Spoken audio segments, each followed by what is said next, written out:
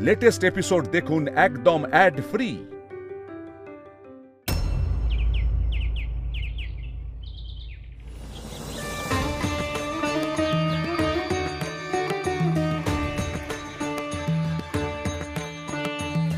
আমরা তোমার কাছে ক্ষমা চাইছি গৌরী, তুমি আমাদের এত উপকার করলে আর আমরাই কিনা তোমাকে সন্দেহ করেছিলাম। তুমি কিছু মনে করো না গৌরী। না গো, আমি কিচ্ছু মনে করিনি। তোমাদের মনের ভুলটা যে ভেঙেছে এটাই অনেক। গৌরী, তুমি আমার জীবনে দেবীর মতো এসেছিলে। তুমি যদি আমার জীবনে না আসতে তাহলে এই অভিশপ্ত জীবন থেকে আমি আজও মুক্তি পেতাম না। দেখো মাধবী, আমি শুধু একটা কথাই বলবো, কখনো অন্যায়কে মুখ বুজে সহ্য করো না, সব সময় তার প্রতিবাদ করো, বুঝেছো? তুমি আর কিছুদিন এখানে থেকে যাও না, তোমাকে না আমরা সবাই আমাদের গ্রামে রাখবো। তোমাকে না আমাদের ছেড়ে দিতে মন চাইছে না গো। কিন্তু আমার যে উপায় নেই গো, আমাকে যে আমার স্বামীকে খুঁজে পেতেই হবে। আসছি গো, মা তোমাদের মঙ্গল করুক। আসি।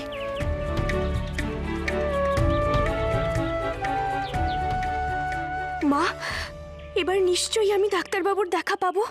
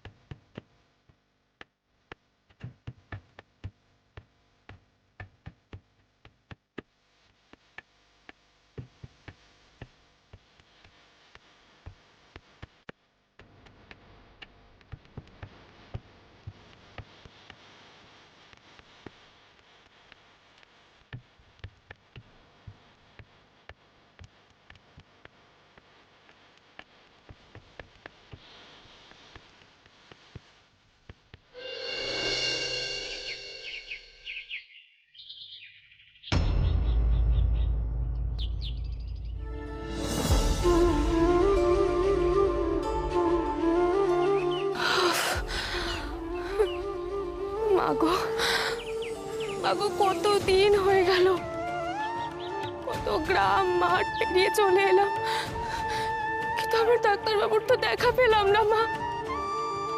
আর কতদিন কতদিন অপেক্ষা করতে হবে আমাকে?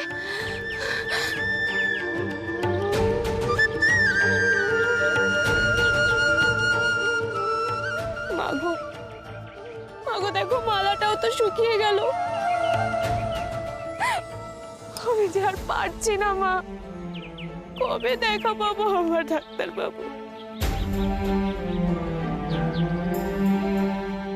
না না না না, এইভাবে আমাকে হাল ছেড়ে দিলে তো চলবে না। যে করে হোক ডাক্তারবাবুকে খুঁজে পেতেই হবে, খুঁজে পেতেই হবে।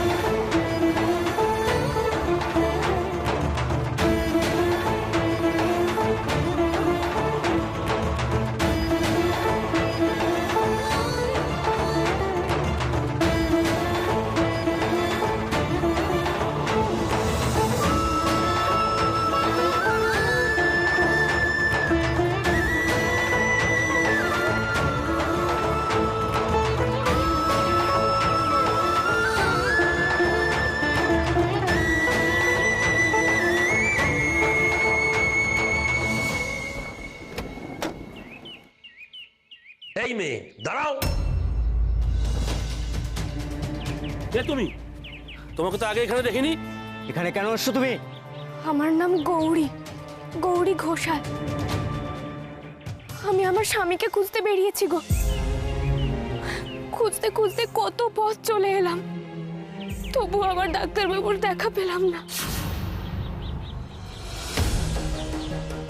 তোমার স্বামী কি ডাক্তার? হ্যাঁ গো। আচ্ছা, এখানে কি কোনো নতুন ডাক্তার এসেছে তোমরা জানো? তোমাকে আমাদের সঙ্গে যেতে হবে। কেন? না না, আমি কোথাও যাব না। এখন আমাকে ডাক্তারবাবুকে খুঁজে বার করতে হবে। আমি ডাক্তারবাবুকে খুঁজবো। যেখানে নিয়ে যাচ্ছি সেখানে চলো, বেশি চালাকি করো না। কেন কেন তোমরা এরকম করছো? আমি তো তোমাদের কোনো ক্ষতি করিনি, আর তোমাদেরকে চিনি না পর্যন্ত। কারা তোমরা? কেন নিয়ে যাবে আমাকে? কোথায় নিয়ে যাবে? আমাদের ভোলে বাবার কাছে। ভোলে বাবা? মাগো, তুমি যে বলেছিলে 108 আকন্দ ফুলের মালা গাঁথা হলেই আমি ডাক্তারবাবুর দেখা পাবো, কিন্তু কিন্তু এরা আমাকে কোথায় নিয়ে যেতে চাইছে? কি হচ্ছে কিছুই তো বুঝে উঠতে পারছি না। কি হলো? দাঁড়িয়ে রইলে কেন? চলো চলো। কেন? চলো। কোথায় নিয়ে যাচ্ছ? আমি ডাক্তারবাবুর কাছে যাব। কি করছো? ছাড়ো।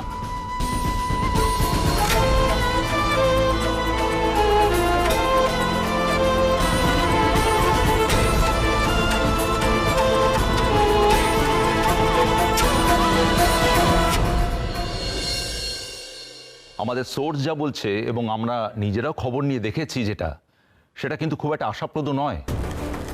এবং আমরা মোটামুটি কনফার্ম যে ঈশানকে আতঙ্কবাদীরা তুলে নিয়ে গেছে।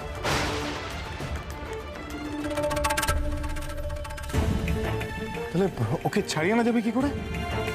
ফ্র্যাঙ্কলি স্পিকিং, আমি কিন্তু খুব একটা আশা দেখতে পাচ্ছি না।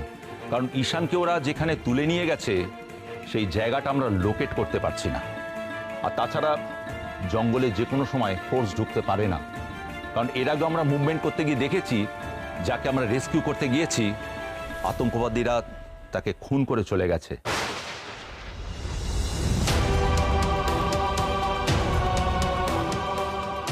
তাই sorry to say, there is no hope.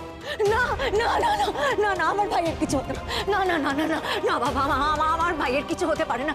আমি জানি আমার ভাইয়ের কিছু হয় না। আপনারা প্লিজ এভাবে আশা ছেড়ে দেবেন না, প্লিজ প্লিজ কিছু একটা করুন। আমার মন বলছে আমার ভাই ঠিক আছে। আপনারা যেভাবে হোক চেষ্টা করুন। রূপা প্লিজ বলো না। আমি জানি, আমি বুঝতে পারছি আমার ভাইয়ের কিছু হয়নি। প্লিজ বিশ্বাস করো। একটু শান্ত হও নীলা, প্লিজ শান্ত হও। আমার ভাইয়ের কিছু হয়নি। নীলা, বাবা তো দেখছেন, নিশ্চয়ই পাওয়া যাবে ঈশানকে। তুমি প্লিজ একটু শান্ত হও, প্লিজ প্লিজ।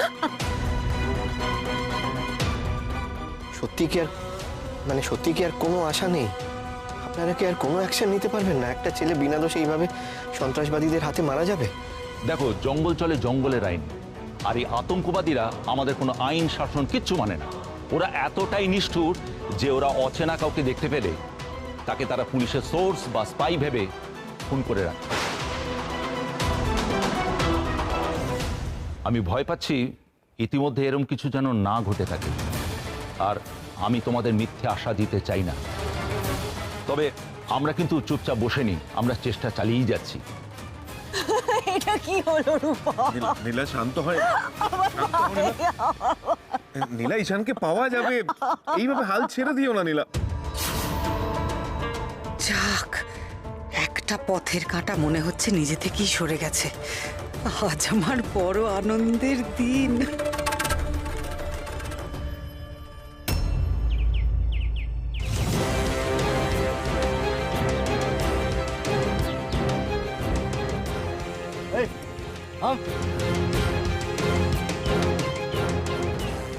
আমাকে কোথায় নিয়ে যাচ্ছ সেটা তো বলবে। আর তোমাদের ভোলে বাবাই বা কে? এই, কোনো কথা নয়, বলেছি না কোনো প্রশ্নের উত্তর পাবে না। কোথায় নিয়ে যাচ্ছে এক্ষুনি বুঝতে পারবে। চলো।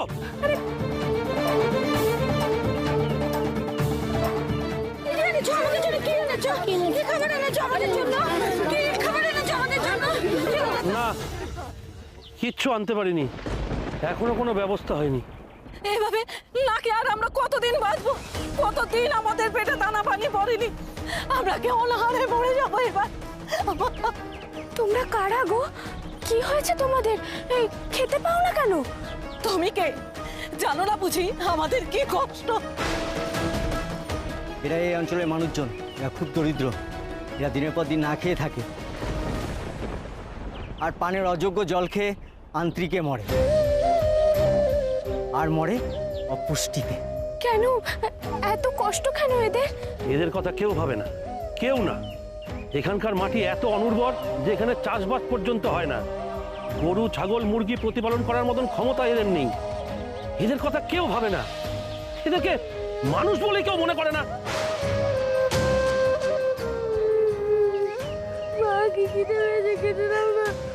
কোত্থেকে খেতে দেবো? কি খেতে দেবো? শুনলি না, এখনো কোনো ব্যবস্থা হয়নি। শুধু খাওয়া আর খাওয়া। মরতে পারিস না? মর না, মর। এই বাবা, না না, একি মারছো কেন তুমি? ওই এভাবে কেউ মারে নাকি? ও তো এমনি এমনি বায়না করছে না, খিদে পেয়েছে তাই বলছে। মা হয়ে সন্তানকে ভাবে কেউ মারে? তা কি করবো বলো? না খেতে পেয়ে তিলে তিলে মরার থেকে মার খেয়ে মরে যাওয়া অনেক ভালো। কেন যেমন পেটে জন্মেছিল কে জানে। এ কেমন জায়গায় এলাম মা? এখানকার মানুষ এত কষ্টে আছে, এত গরিব। তোমরা চিন্তা করো না গো, আমি তোমাদের জন্য কিছু না কিছু ব্যবস্থা করবই। সে কি? তুমি কি ব্যবস্থা করবে? এতগুলো মানুষকে তুমি খাওয়াবে? এরকম বড় বড় কথা না অনেকেই এসে বলে যায় এখানে, সব মিথ্যা আশ্বাস। এরকম মিথ্যা আশ্বাস না অনেকেই শুনেছে, এরা কেউ কিচ্ছু করে না। না না না না, আমি কিছু না কিছু ব্যবস্থা করবই। মায়ের সন্তান এভাবে না খেতে পেয়ে মরবে, এটা মা কখনো দেখতে পারে না। তা শুনি তুমি কি ব্যবস্থা করবে? কমন চাল ডাল অর্ডার দিছো তুমি?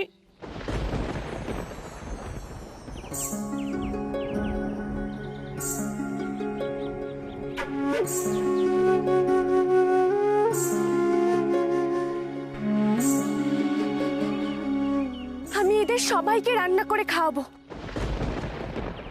কি আছে তোমার পুটলিতে? কি খাওয়াবে? চাল আর ডাল আছে, দাঁড়াও।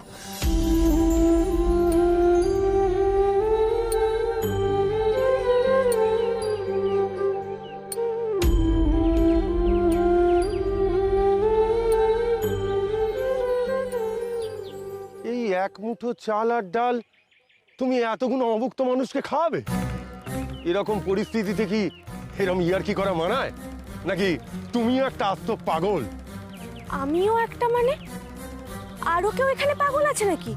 আস্তে আস্তে তুমি সবই বুঝতে পারবে। তোমরা এখানে রান্নার ব্যবস্থা করে দাও। তুমি সত্যি বলছো? এক মুঠো চাল দিয়ে এত মানুষের রান্না করবে তুমি? যা বলছি তাই করো না, রান্নার ব্যবস্থা করো। আজ এখানে কেউ অভুক্ত থাকবে না, সবাই খেতে পাবে। আচ্ছা, পাগলের পাল্লায় পড়লাম তো।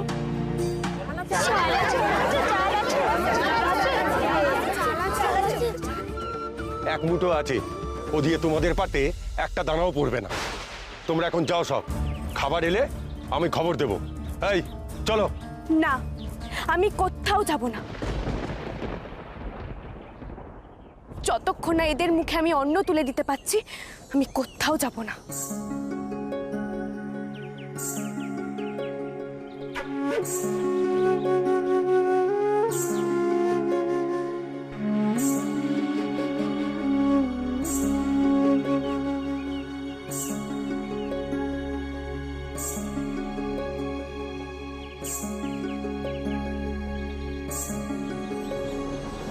अनादिं सुरादिं मखादिं भवादिं स्वरूपं त्वदीयं न विद्यन्ति देवा जगन्मोहिनीयं तु वाग्वादिनीयं सुहृत्पोषिणी शत्रुसंहारिणीयं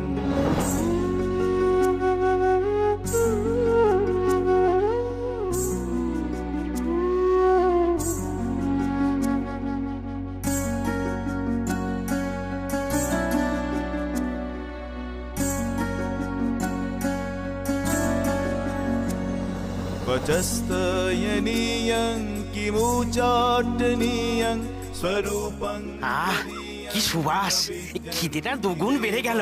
খিচুড়ির গন্ধ করে চারিদিকে মম করছে।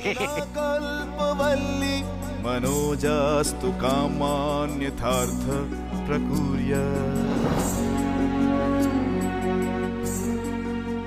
রান্নার এই গন্ধ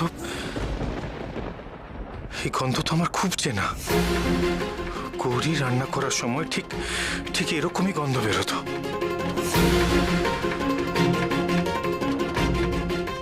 গৌরী,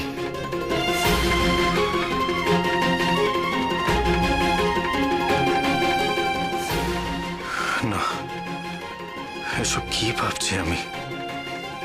গৌরী এখানে কি করে আসবে?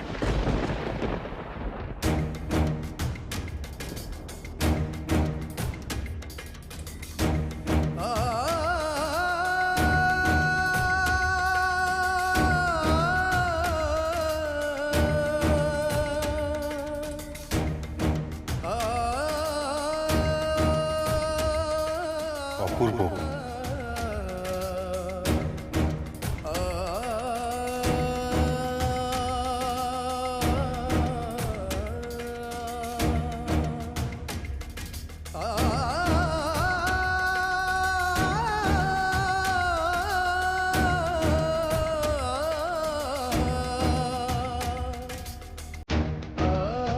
বলো বাবা, চলো আমাদের সঙ্গে।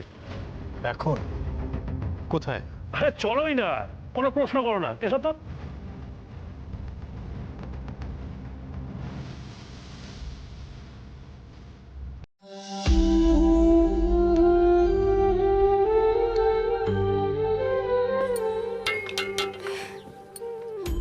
তোমরা একটু এই বড় হাঁড়িটা নিয়ে যাওয়ার ব্যবস্থা করো না গো।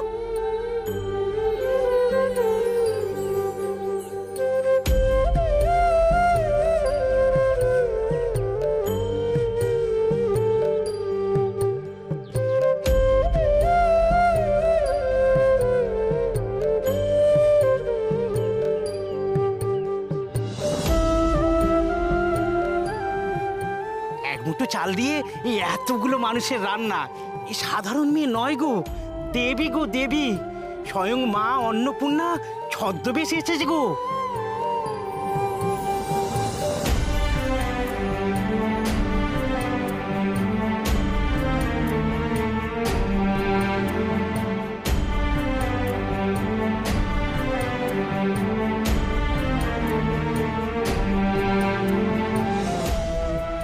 মেয়েটা জাদু জানে নাকি? এক মুঠো চাল ডাল দিয়ে এক হাঁড়ি খিচুড়ি বানিয়ে দিল। সে যাই হোক, এতগুলো মানুষ আর এতকাল বাদে দুটো পেট ভরে খেতে তো পেরেছে, কিন্তু আমরা যে উদ্দেশ্যে ওনাকে ধরে নিয়ে এসেছি সেটা হবে তো? সেটা আর কিছুক্ষণ বাদেই বোঝা যাবে।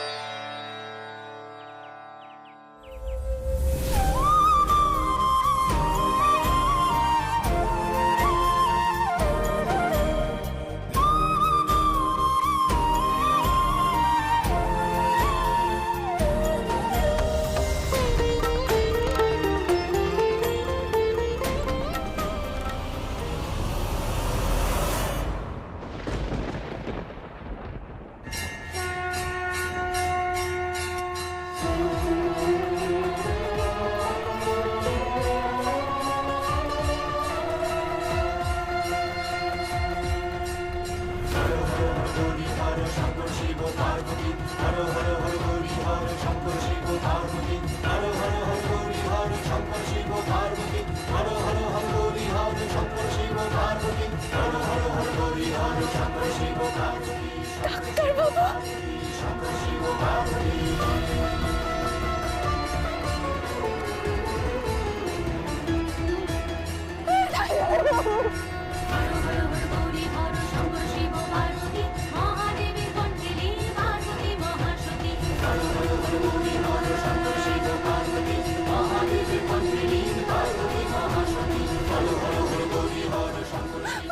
ডাক্তারবাবু, আমি জানতাম তুমি আসবে।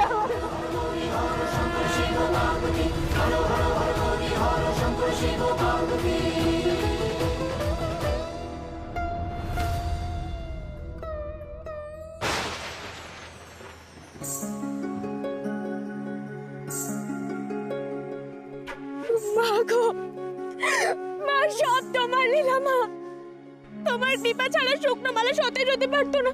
সব তোমার কৃপা, তোমার কৃপার জন্যই আমি ডাক্তারবাবুকে পেলাম মা। আমি জানতাম গো, আমি জানতাম আমি তোমাকে ঠিক পাবো। আমার যে কি আনন্দ হচ্ছে, আমি জানতাম আমার মাথার উপর মা আছে।